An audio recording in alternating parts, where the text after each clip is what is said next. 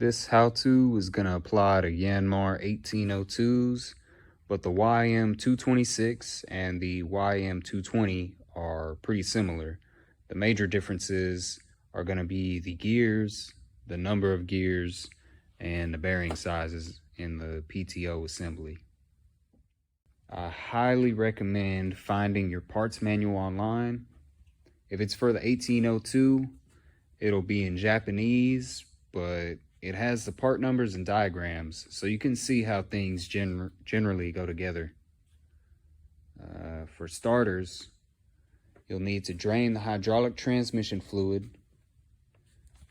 And there's two drain bolts down here. So here's the rear end. That's going to be a drain bolt right here. And then in the center of these bolts, you got this one right there. That's another drain plug. And they're going to drain a lot of fluid, so make sure you got a big pan to catch about 4, maybe 5 gallons or more if you have a front end loader. It's also a good time to replace your spin-on hydraulic filter, and it's a good time to clean off your hydraulic pickup tube, which sits behind this cover right here. There's 3 bolts that hold it on, and you can pull the tube out and then clean it up. And there's a O-ring behind that cover that you need to replace.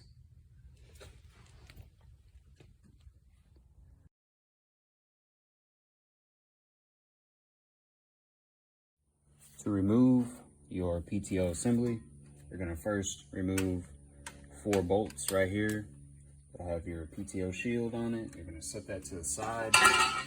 Then you're going to go ahead and remove these nuts right here. There's 4 in the corners.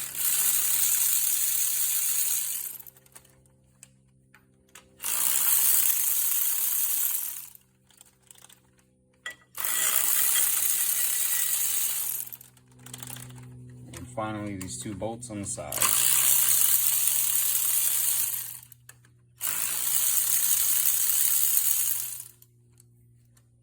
I also went ahead and removed these 2 bolts here, and I removed a snap ring from the inside of this groove here.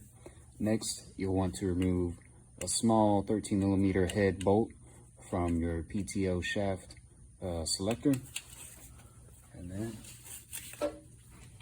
you'll also want to use a pry bar to pry out this piece here that connects to your shaft. Move that out of the way, tap this out. It should be fairly loose. And now at this point, most people will say that you can take a screwdriver or a pry bar, go around the perimeter and get it loose and pull it out. But that was not the case for mine. Mine would not budge. So I had to fashion up a special tool. Took an old lawnmower blade, and I took the bolt that came off of the PTO shield hole, put it through here, tightened it up, and then I used this bolt and nut right here against the case of the transmission, and I tightened it up until the gasket broke loose from the PTO assembly. And here's what that looks like up close. You should now be able to pull the PTO assembly straight out. However, if you have a 4-hole top link hinge, it's going to be in the way because it extends down here and you can't pull this all the way out. So what you do, you got to take off your top link hinge. So you're going to loosen this right here, holds all that in there, and then you got 4 bolts that are going to hold this on. Now it's going to be the same deal. It's going to be real hard to get off because that gasket is going to hold it on there. So after you break all your bolts loose, you get you a chunk of 2x4, put it right here at the top, and slam on it with a hammer, and it'll come off.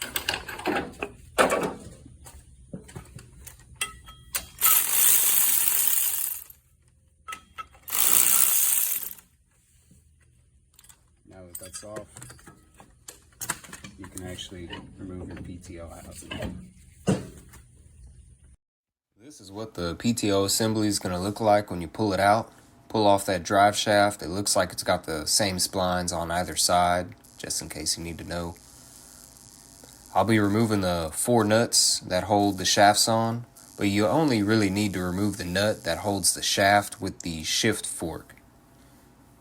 So go ahead and remove all the inside nuts. Mine were already loosened by an impact wrench, so they came off with this ratchet real easy. And something you'll notice with these, the inside nuts, they all have an additional washer behind them except for the nut holding the fork shaft. For some reason, it doesn't have one, and that's actually reflected in the parts manual. I'll try to post a link to the manual I found online later. It'll be in the description. And after you get the inner nuts off, it's time to take off the inside plate so all the gears will come out.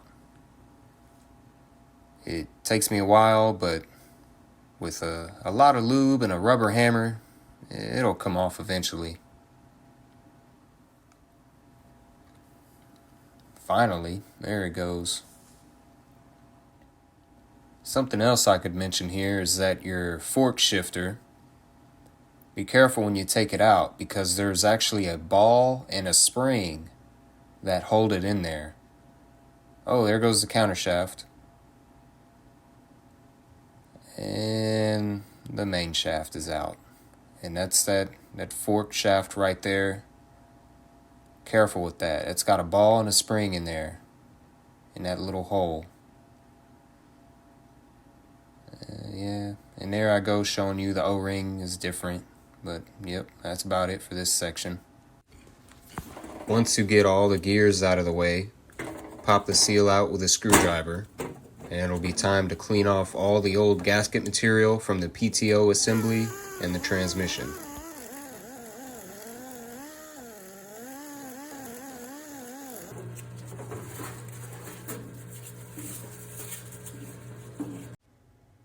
Once you get that cleaned off, it's time to hammer in your new PTO shaft seal.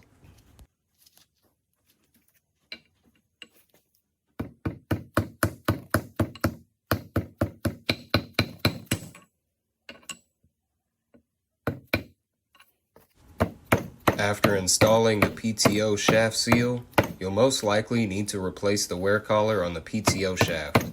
This is how I did it. After I get the shaft out, what I'm gonna try and do is cut a notch in the wear collar with the Dremel so that I can get a bearing separator like this in there, fit it into the notch, and hopefully we'll be able to pull it out this way.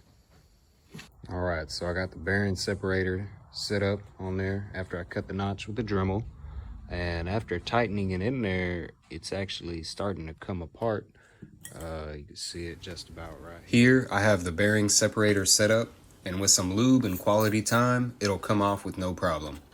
The wear collar is pressed on, but not too tightly. And this is actually a great time to check on the bearings here. Mine were alright, but if I had more time, I would rebuild the shaft with fresh bearings. If you plan on removing the bearings on the ends of this shaft, it looks like you'll need to notch them to get the bearing separator on there.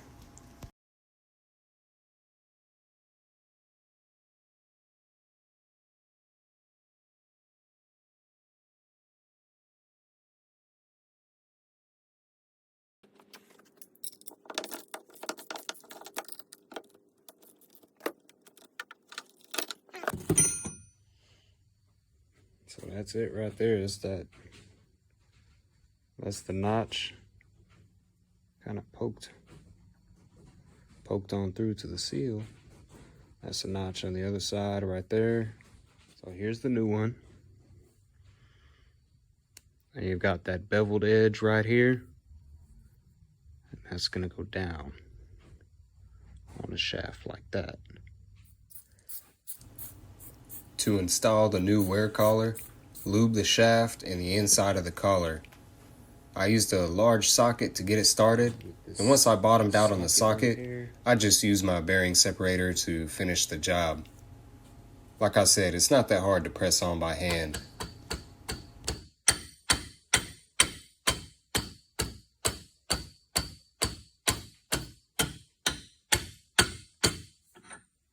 And I'm bottomed out.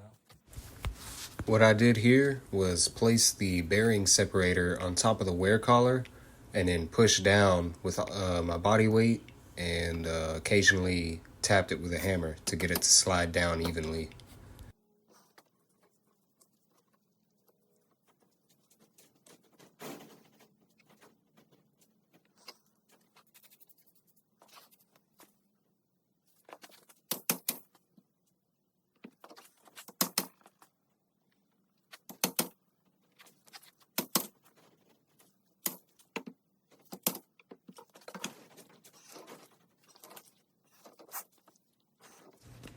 Once you have the wear collar pressed in all the way, it's time to check out your pinion shaft bearings. So the bearings on my PTO pinion shaft were sounding a little rough. So I decided to go ahead and replace them. But because the original bearings are open, I'm going to go ahead and remove the seals on the new ones. For some reason, it's easier to find and cheaper to buy the sealed bearings in these sizes.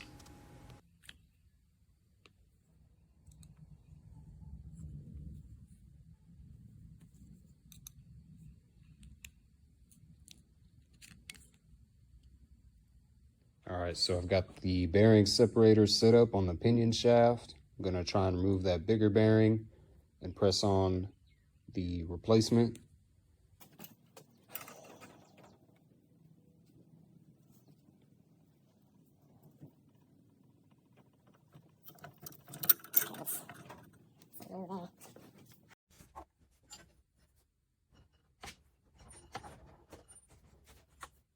Not very much.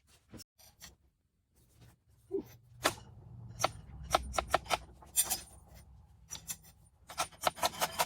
let's see if I can notice. I don't get it here.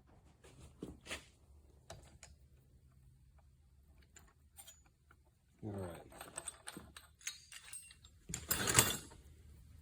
And there it goes. You can hear the wear in that bearing. And I can actually feel it. So I've removed the old bearing from the PTO pinion shaft, and what I've done here is placed the bearing separator on the table, and then I have a bearing press tool that I'm using to support the inside race, and that's on top of the bearing separator. And then what I'm going to do is use the forcing screw to push the shaft down while simultaneously bringing up the bearing separator, and hopefully that new bearing is able to find its home right here evenly. So here we go.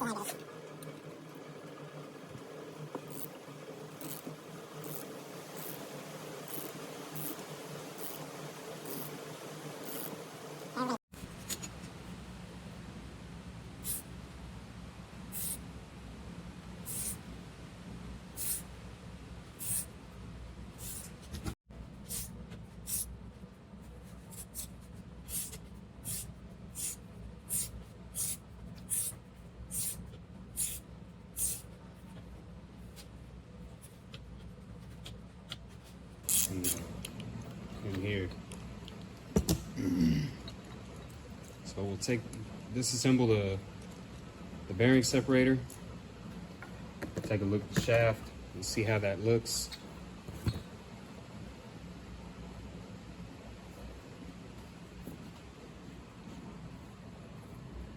And that feels about flush, so that's how it was. And as I turn this, you can see it's all the way against the inside race there. And no more noise. All right, same deal for the other side. For the smaller bearing, here's that new bearing, and that's the old one we're gonna take off with the bearing separator. Hopefully everything goes smooth as last time.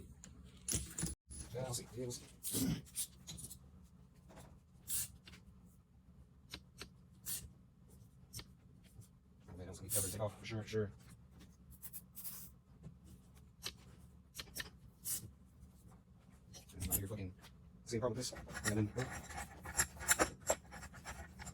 Okay, so this one is going to be a little bit harder to pull off, so I had to break out the big guns.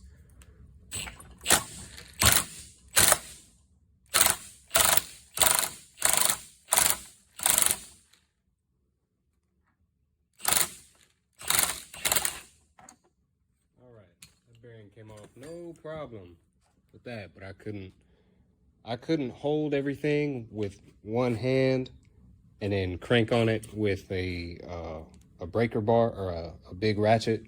So sometimes you gotta break out the big gun.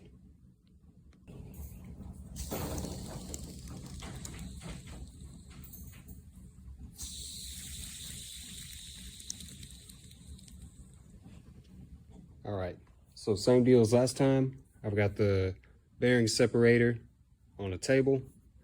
Then I've got a bearing press tool. I'm supporting the inside race of the new bearing, and we're gonna try and push the shaft and the bearing together. Let's see.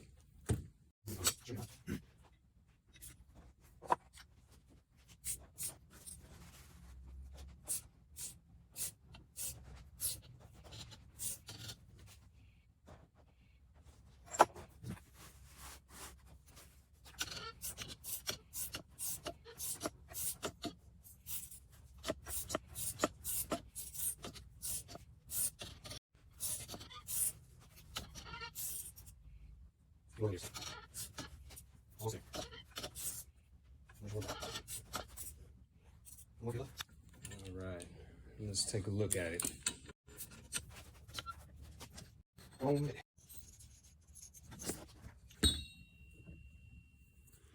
right, the gears are up against the snap ring that's right here. And there's no gap, so that's good. Now that we've replaced the PTO seal, wear collar, and maybe some bearings, it's time to start putting stuff back together. If you're going to replace the shaft O-rings, now would be the time to do it. Can't get it with your hand. Place the new O-ring on the threads of the shaft, lube them up, and press down. You might have to tap them in place with a hammer. These thick O-rings are pretty sturdy, so don't worry too much about breaking them. That O-ring should be about flush, and this one's good. Now if it sticks up a little bit,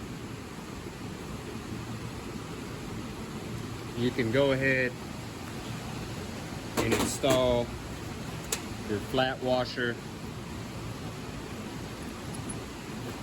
your crush washer, and your nut, and you can try tightening it up, and it might flatten that O-ring. Like if it's coming up. I had that happen on this one right here, and just tightening the nut right here just by hand, it fixed it. It went flat, and it looks like it's gonna be a good seal.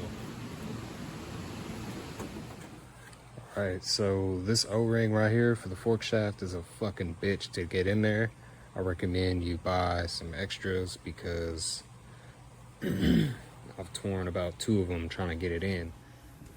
The easiest way to install the fork shaft O-ring is from outside of the cover. Put the fork shaft into the PTO cover, push the O-ring just past the threads and into the groove. It probably won't go in all the way, but if we put a couple of flat washers on top and tighten the nut down with an impact, it should seal just fine. And now that all the shafts and seals are in place, we can get the PTO and pinion shaft back in. This is where I removed my shift fork from the shaft because you'll need to slide it on at the same time that you're putting the PTO shaft through your new seal. Remember that ball and spring?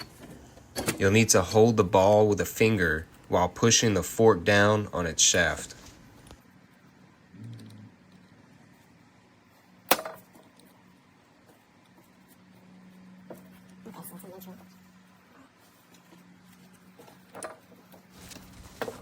When you get the PTO shaft in and the fork situated properly, put the pinion shaft where it belongs. Just line it up with the gears on the other shaft. And now you can put the end plate back on with the washers and nuts and hand tighten.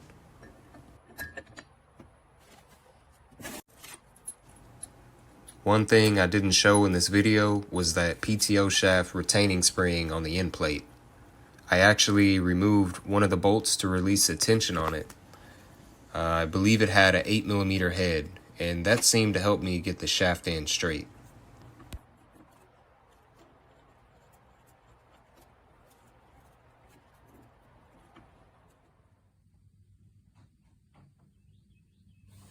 Around here, and slowly but surely tighten your outer nuts in a crisscross pattern, and then your inner nuts in a crisscross pattern, and eventually you'll tighten it up. Every round, check here, make sure your seal isn't folding up. Okay, so in that last clip, you might have seen that snap ring just sitting on the table and not on the shaft where it's supposed to be. Yeah, I forgot to put that back on there, and I had to take everything back apart just to do it. So don't be like me, don't forget. This is how my seal looked after I tightened everything down. Hopefully ours looked the same.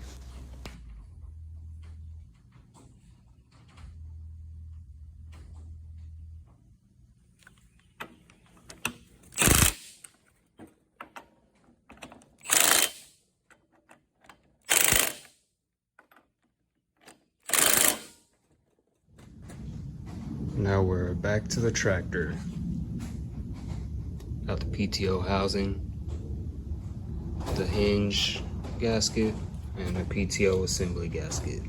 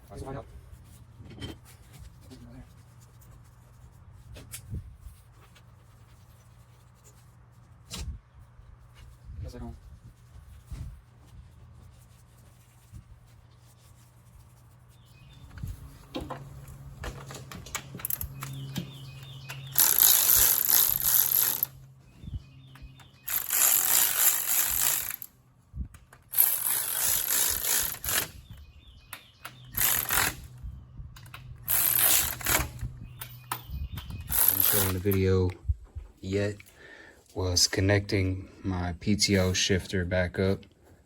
Basically, before you put this unit in, make sure it's in neutral,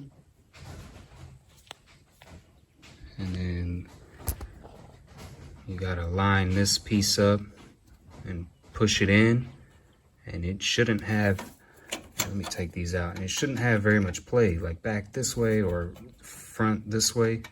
It'll just move a little bit like that. Now, if it flops back and forth, you know it's not in the right position. So kind of get it there while your PTO is in neutral. You should be good. There it is. And now cotter pins go back in and you're good. All right, so I got the washers and the cotter pins back in. And then I got the bolt for the shifter back in. And then this roll pin, I used a chisel, a punch and a hammer, and that went in with some lubrication, of course. Next, we'll do the top link hinge, but before I do that, I'm gonna make a modification to it.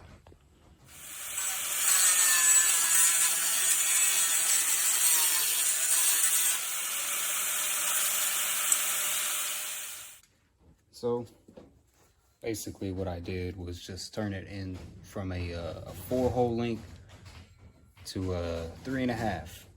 And that's so it goes on there, it's not in the way of the PTO housing.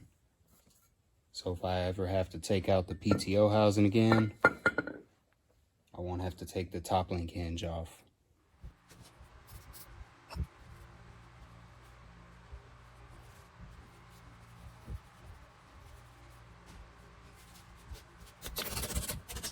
Okay.